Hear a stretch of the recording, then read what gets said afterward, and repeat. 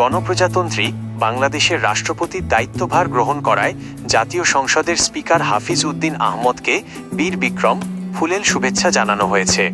আজ শুক্রবার সন্ধ্যায় তাঁকে এই শুভেচ্ছা জানান জাতীয় সংসদের deputy speaker barrister Kaiser Kamal, chief whip মো.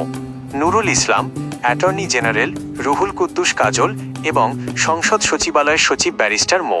গোলাম সরওয়ার ভূঁইয়া। আজ জাতীয় সংসদ সচিবালয়ের গণসংযোগ অধিশাখা -2 থেকে পাঠানো এক সংবাদ বিজ্ঞপ্তিতে এ তথ্য জানানো হয়েছে। বিজ্ঞপ্তিতে বলা হয়, রাষ্ট্রপতির দায়িত্বভার গ্রহণের পর স্পিকারকে ফুলেল শুভেচ্ছা জানানোর পাশাপাশি তাঁর সফলতা ও সুস্বাস্থ্য কামনা করেন deputy speaker, chief whip, attorney general ও সংসদ সচিবালয়ের সচিব। এর আগে গণপ্রজাতন্ত্রী বাংলাদেশের সংবিধানের 53 অনুচ্ছেদ অনুযায়ী আজ রাষ্ট্রপতি মো. শাহাবুদ্দিন জাতীয় সংসদের স্পিকারের কাছে পদত্যাগপত্র পাঠান।